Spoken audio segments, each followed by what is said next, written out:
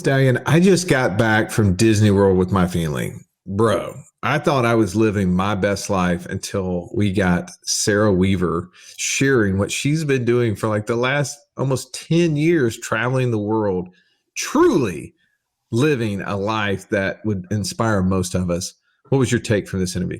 Oh man, so many cool takeaways from Sarah. One of which was, what's the over under in your opinion, Russ, that we're going to have midterm rentals on the passive income report real quick after this interview? I'd say it's strong to quite strong. I could see your brain just moving at a fast pace as Sarah was sharing all the pros and the cons of this strategy.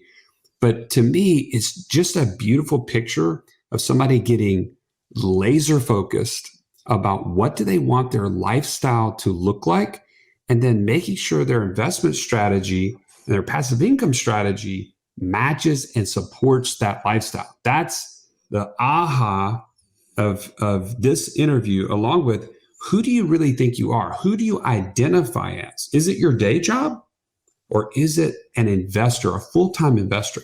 That was huge for me. Yeah, I love the way that she really kicked in the groin the concept of why are we accepting the thought process that we must be workaholics, why we must work all our lives, where she was like, hey, it's okay to work your 8 to 5 or 9 to 5 or whatever it is, but enjoy life after that. Like, don't just be so focused on the here and now that you miss what's going on, right? You miss the opportunity to enjoy this, where you are and where God's blessed you to be. And I think that was really cool that she figured out that she did not have to be in the city and town that everybody else probably would have thought that that's where she should have spent her time.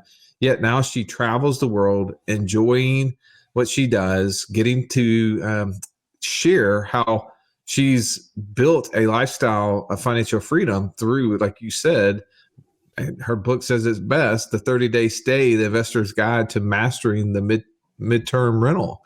And I think that is one of those areas that I am interested in us to explore, because the short-term rental space is being scrutinized by regulatory agencies and all these different municipalities. I think that this gives you a little more breathing room and maybe even takes care of some of the headaches that we experience from time to time. No doubt, no doubt. She hit us with the term learn while you earn, which I think was huge. And so many opportunities as you listen to our show and as you look around, there's plenty of places where you can learn while you earn. It's just a matter of getting clear on that. You've heard us talk about long-term rentals. You've heard us talk about short-term rentals. Now we're going to get it squeezed right in the middle. Where does that midterm rental guest stay, or tenant, as she called them? And how can you put yourself in the best position to take advantage of this opportunity? I say we don't take any more away from this interview with Sarah Weaver. Let's jump in right now.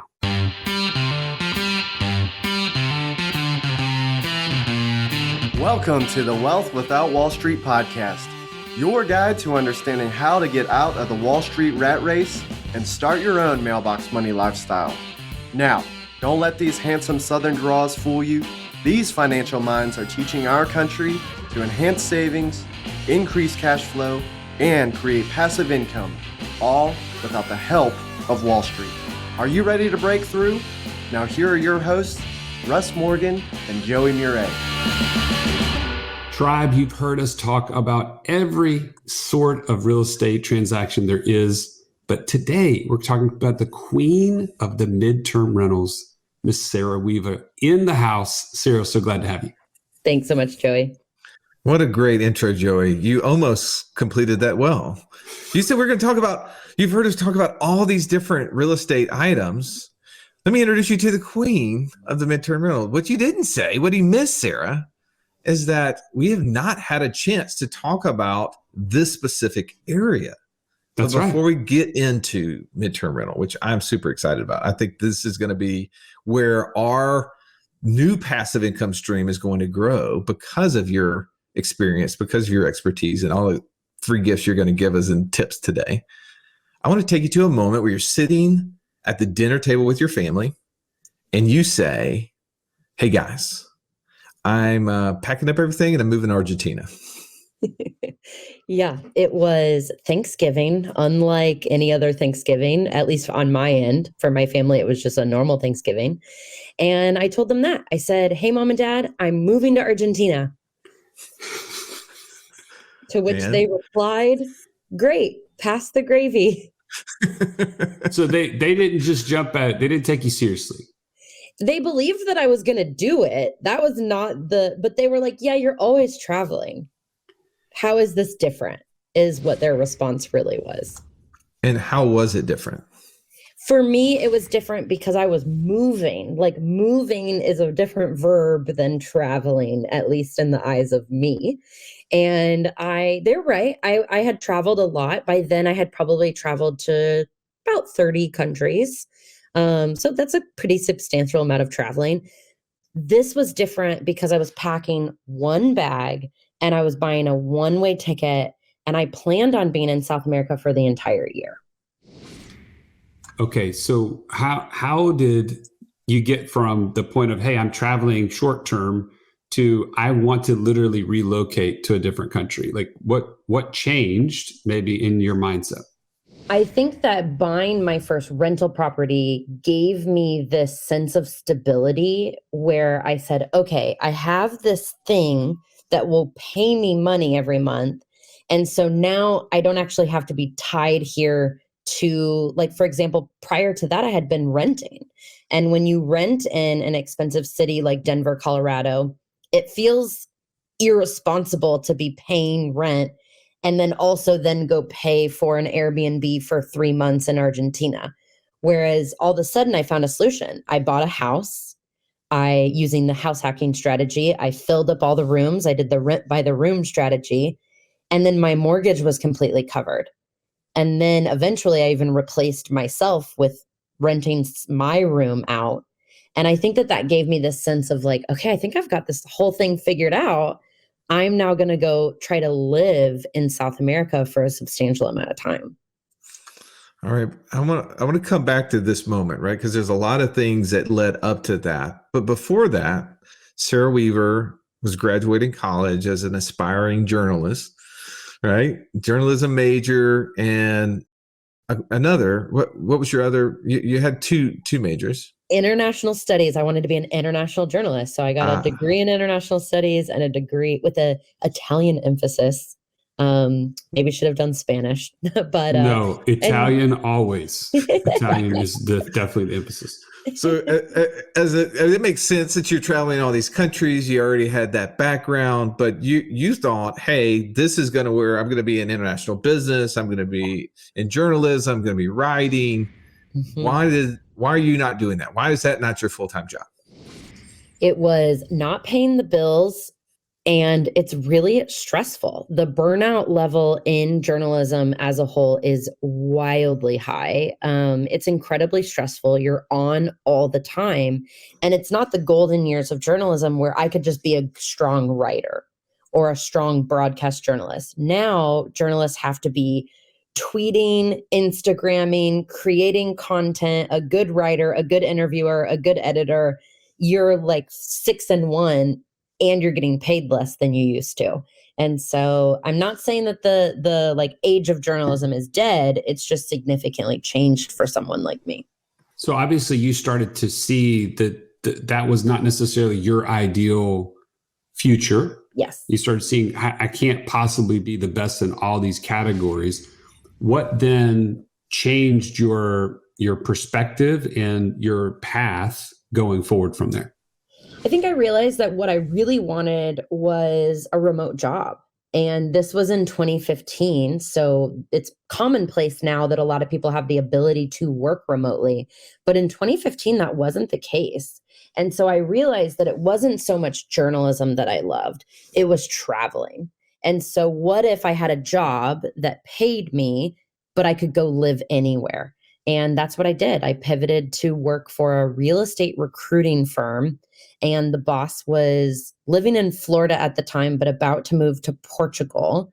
And she said, yeah, you can live anywhere. And I said, yes, I will accept this position.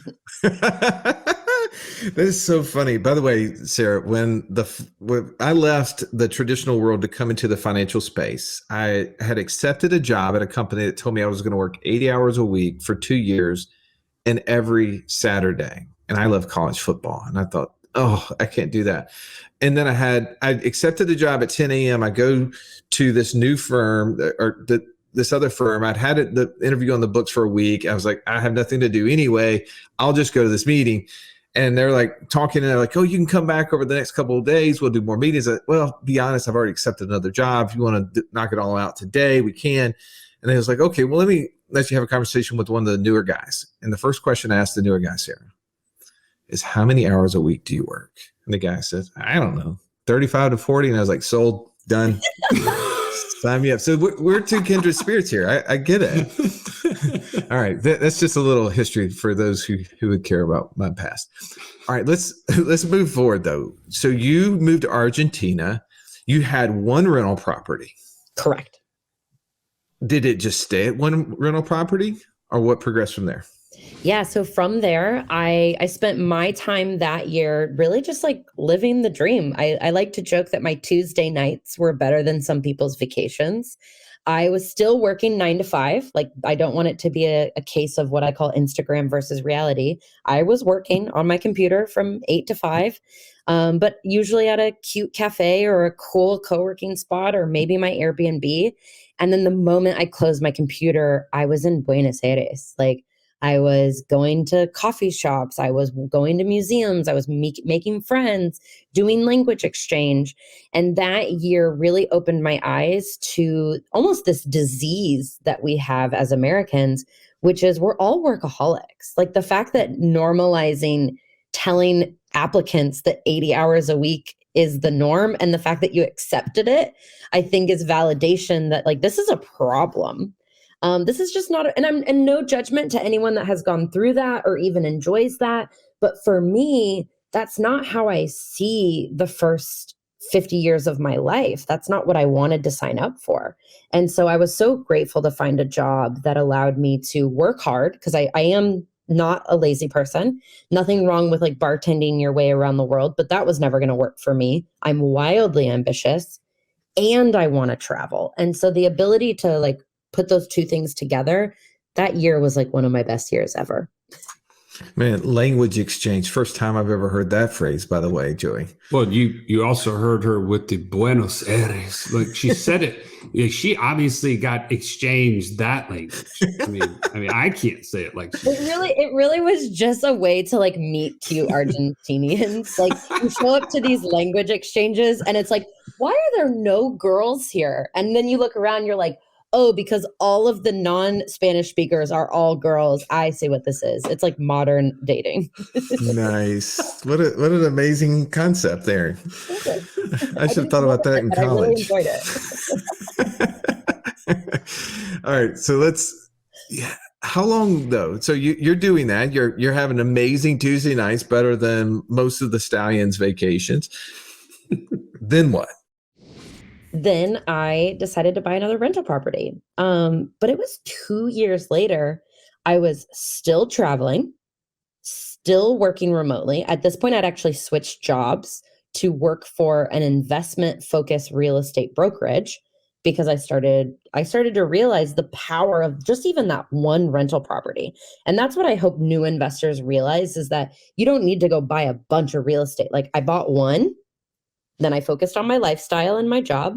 And then 2 years later, I bought another one. And so by that point, I was living in Mexico City, and I bought a place in Missouri. And that was my second rental property. And then that's kind of when I feel like I made an identity shift. Okay. So you start with saying I have a rental property. I'm assuming that was the one where you said it was a long-term rental and it was by the room. Correct. Is that what you said?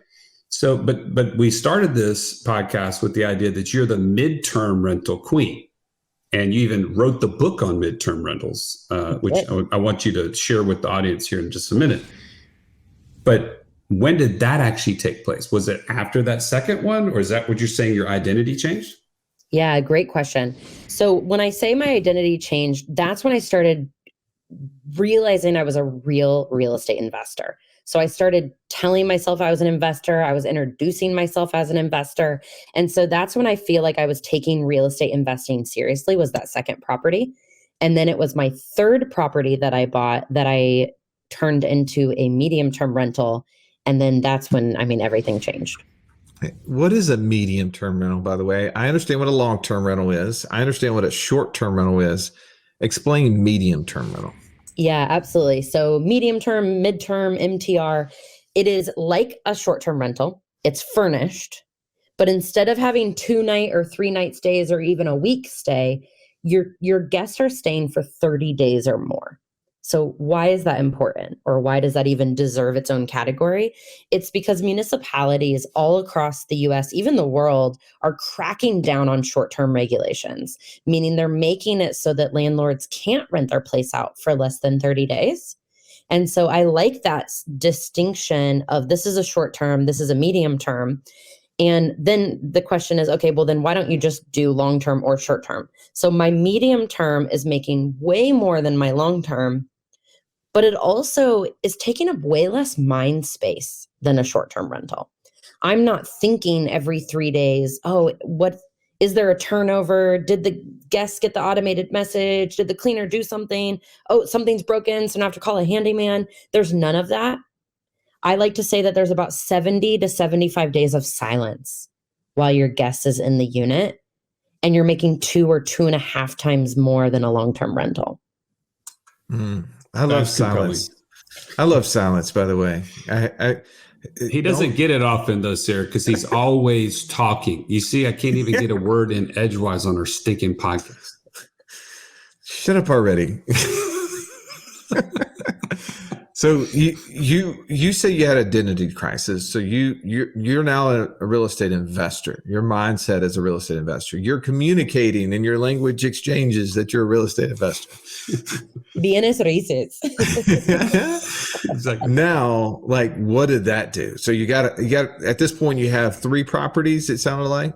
Yeah. So at this point I had 2 properties, and what an identity shift does for you is you start thinking, what would a real estate investor do? Well, they would read books that real estate investors read. They join masterminds or communities or, online communities. So I started hanging out with real estate investors. Everything was remote. I want this still to be clear. I was not hanging out with real estate investors in Argentina, was not hanging out with real estate investors in Mexico, but online, I was, joining the Facebook groups, having chats, picking people's brains, which I hate that phrase, by the way. So I'm using air quotes for those of you that can't see. And so I just was doing what real estate investors do, which is analyzing deals and analyzing markets. If you've listened to our show for any length of time, you've heard us talk about infinite banking and how we were able to use that concept to create over $50,000 a month in passive income. But it's just not that easy to figure out, how does this all connect into my own personal system? Stallion, that's why we created the passive income operating system, bro. It shows you how to turn active income into passive income. It makes all the steps come together. If you would like to get access to it as a podcast listener, we've never given this away in public before. Go to wealthwithoutwallstreet.com/PIOS. There was nothing worse than walking into class when you're in school and the teacher saying, pop quiz day. Why? Because you were unprepared. Are you unprepared, though, for financial freedom? Don't be. Find out how close you are by taking our 30-second quiz at wealthwithoutwallstreet.com/quiz. I want to jump in, Tribe, and just reiterate something super powerful that Sarah is saying that we have said on the show a million times, but I want it to stick. You have a day job.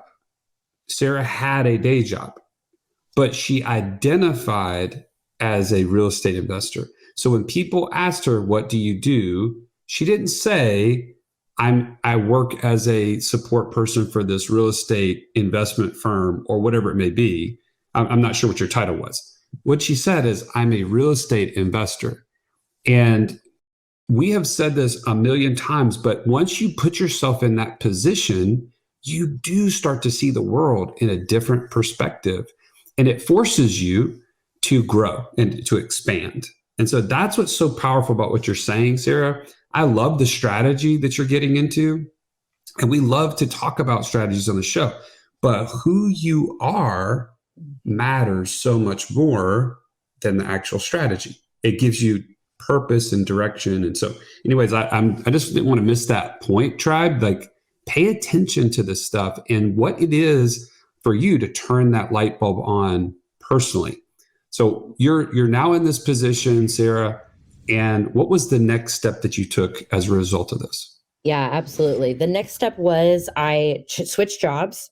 I really believe in the learn while you earn strategy. So I switched jobs to learn about investing. Took a little bit of a pay cut, but it was fine because at this point I'm living in Bali. and so I was like, oh no, you're going to pay me less, but I'm going to learn how to build a real estate empire and then quit this job. Okay, great. So took that job, and then COVID happened. And I didn't think I should be in Bali. Was that a good decision or not? I don't know. But I fled to New Zealand. And I ended up being in New Zealand for 15 months. Yes, I bought a van because that's what you do when you go to New Zealand. And I was analyzing markets and properties from New Zealand. Wow. You're in a van down by the ocean, not by the river, probably. I like to say I wasn't down by the river. I was by a beautiful waterfall. Right? Yeah, you're out of a scene from Narnia or something at this point. So you're analyzing deals. You're seeing the handful of properties you have working, but still in your mind you haven't become the midterm queen, as Joey titled you as you came on. I'll take it. When did that happen? So that happened 2021. I bought a fourplex, a duplex, and a fourplex in 92 days. So I went from 3 units to 15 units in 3 months.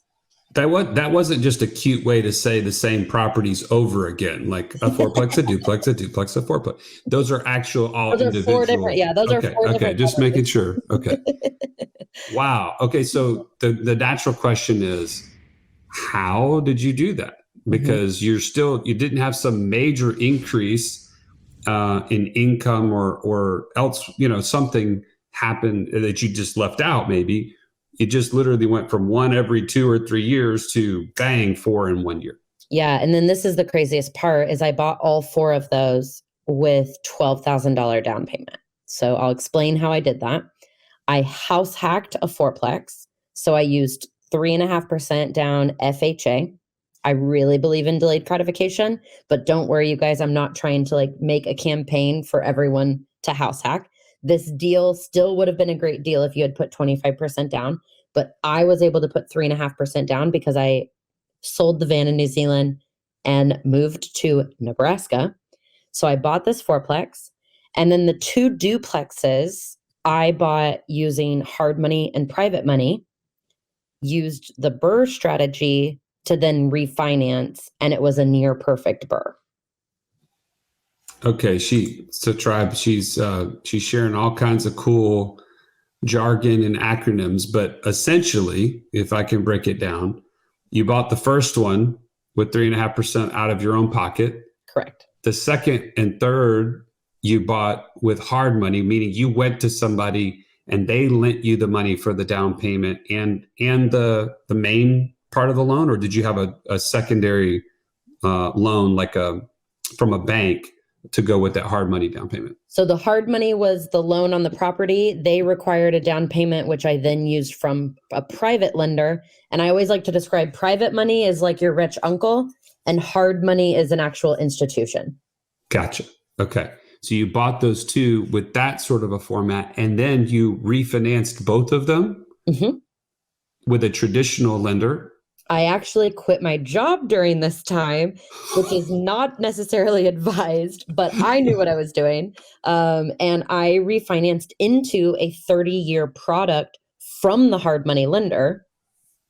The terms on this was amazing. This was November 2021. It's a 3.87% interest. Wow. Yeah.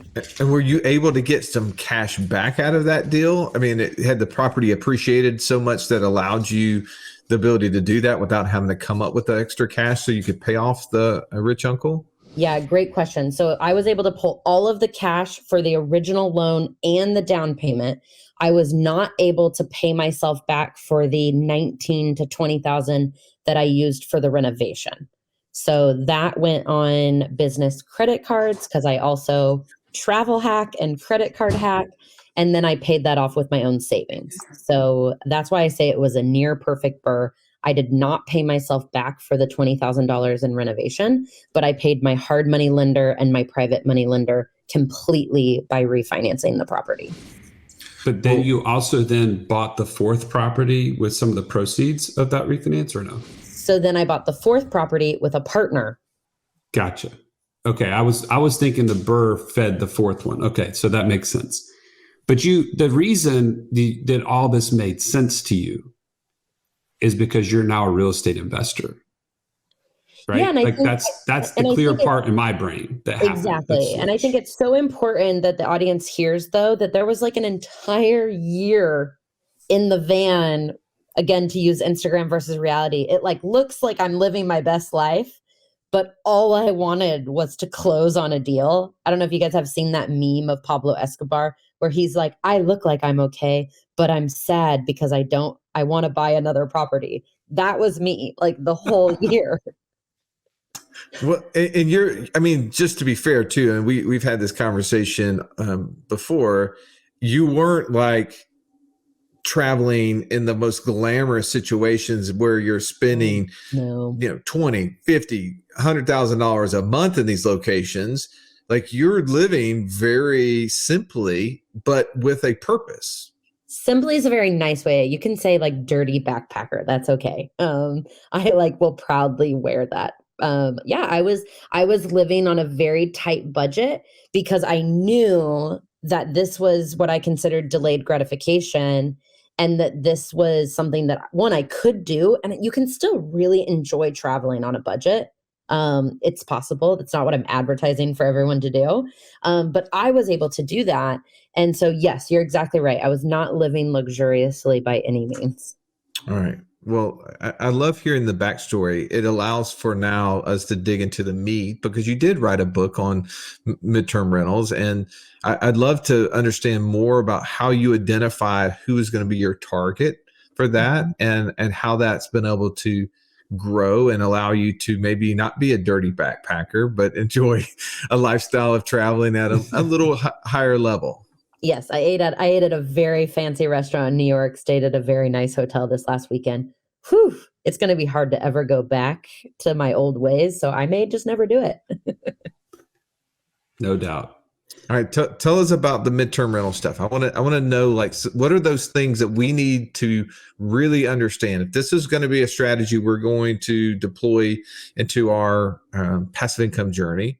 What are some of those key strategies? I'm sure you break down in your book, which, by the way, if you would share the name of your book and maybe a couple of those strategies, we need to leave enough off that they'll actually go buy it, though.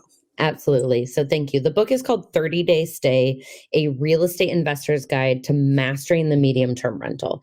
And I want to be very clear, if you're an experienced short-term rental host, this book, there will be a lot of pieces that you can kind of skip through. And that's how we created the book. I wrote the book with Sienna McIntyre. And my goal was for the book to be a reference for you. So if you need help with furnishing, skip to the furnishing chapter. If you're newer and you're like, what was Sarah talking about when she said burr and all these things, then skip to the financing chapter. So I'm really proud of the product because you can use it. Of course, you can read from front to cover to cover if you want, but it really can be a great reference point for you. So what I think is important to know if you're considering the medium-term rental strategy is property type is going to be tied to the identity of the tenant you're going to serve. So I see it, there's a lot of different ways that you can go, but there's essentially you can cater to travel nurses or travel medical professionals, or you can cater to displaced policyholders. Sarah, what's a displaced policyholder? It is someone who has been affected by fire or flood. So with the fires in California, even just the tundra that we experienced this winter, there's been a lot of busted pipes. That person's house floods. That person's insurance company is now going to place them in a property of similar like and size. And so those are two totally different apartment styles, right? A travel nurse is going to be really happy with a 1-bedroom, 2-bedroom apartment. Whereas a family of 5 that just had their house burned down, they're going to want to move into a similar 4, 5, or 6-bedroom home that they just were in. Those are both examples of medium-term tenants or MTR tenants. Let me ask you about the way in which the property could be utilized. So I've heard some houses, like larger houses, being a good fit for traveling nurses that are okay with being in close proximity to other travel nurses. Maybe they're trying to be on a lower budget or something like that. Or do you find that traveling nurse avatar wants their own space with privacy and not having to be kind of in this, like group home sort of feel? It's a great question. And I think that it's something that every market is different. What I have found and what I've found by talking to hundreds of investors is that shared space is not what they're looking for. I mean, put yourself in their shoes. And this is what I say all the time when it comes to furnishing the place is put yourself in the shoes of your tenant. After a 12-hour shift, they don't want to hang out with a roommate. And oftentimes they're making $4,000 to $5,000 a week, even in the Midwest. And so they're going to be saving money somewhere else in their life, but probably not on housing. Hey, well, if you describe it as great as Joey did, a commune, group home. Group home may not have been the right term. Okay, I'm willing to admit that. I would say avoid using Joey as your marketing agent to post properties. Welcome to your new group home. Yeah. How are you? I think it's a valid question. And what I have found from extensive research is that the nurses prefer a 1 or 2 bedroom. All right, let's talk about how do you find those tenants and how do you get those guests? Or is that in the short-term rental space, we call them guests. I know. I go back and forth. In the long-term space, they say tenants. Is it like Guinness? I mean, what are we calling the midterm? Joey, now terrible question wording goes to Russ. All exactly. Right. Yes, passing the baton. All right. So how I'm finding them when we're talking about your traditional travel medical professional, and also they don't have to be medical, right? They could be someone who travels. I know someone who travels and like essentially follows hailstorms because he works for an insurance adjuster. So then he's like stationed in that place after a storm. So they don't just have to be travel medical professionals. We'll just call them traditional MTR tenants. I find them through Airbnb and a website called furnishfinder.com. Whereas when you're talking about the displaced insurance policy holders, they may find you, don't get me wrong, they may find you on Airbnb and Furnish Finder. So definitely list in those places. But you also want to take a B2B sales approach, so business to business sales approach. And you want to build relationships with these placement companies as well as the insurance companies themselves. I love it. Well, give us the name of the book one more time, Sarah. 30-Day Stay. 30-Day Stay. Tribe, if you're interested in getting into the real estate game, but you don't think long-term tenants is your bag, or maybe the STR space kind of scares you off because of the potential number of transactions you're going to have and what that may cost, then go to Sarah's website, sarahdweaver.com, and connect with her or read her book and look into this midterm rental site. Or space, I'm sorry, not site, midterm rental space, because I think that there is opportunity for us, especially as we see regulation changing. We're seeing that in our area, Sarah. Thankfully, the only thing that we've done right, it seems like, is find ways to piss off municipalities. But we just realized that we did dodge a bullet in one of the new cities that we're in. They actually just outlawed short-term rentals in all the residential neighborhoods. And thankfully we didn't have any single family homes in that city. We only had condos and townhouses and stuff like that and apartments that didn't meet that criteria. But it does seem like this would be way friendlier. The last question as I leave, it just came to my mind. How does this usually, obviously we mentioned the municipality are creating their guidelines and regulations. What are you seeing when it comes to the HOAs, because a lot of those homeowners associations have tried to outlaw short-term rentals as well. Are they more friendly to the midterm rental, or are we trying to stay away from those areas as well? Yeah, that's a great question. I personally don't advise investing in HOAs if this is going to be your strategy. It's still a gray area. You're seeing some HOAs just use a blanket statement of 3 months or even 6 months, so like half of the year. Some of them are saying that you can rent out your space only if it's your primary. So then you're back into that group home roommate situation. Or Yes. they're just saying that you can't rent them out at all. And so again, I like to be in control of my investment. It's why I invest where I invest and why I stay away from HOAs. Perfect. Well, thank you for answering these questions. I know there's a million more, but we are out of time. Tribe, don't forget to go to sarahdweaver.com to learn more, to get your copy of the book, to find out other ways that you can work with Sarah. Sarah, thank you for your time today. And Tribe, if you got value out of today's podcast, do us the favor, help us beat the big tech algorithm and share, get it to your brother, sister, aunt, uncle, whoever needs to hear this. Then maybe this is their way to financial freedom and living on their own terms, as Sarah has laid out for us today. We love you. We appreciate you. We'll catch you on the next episode.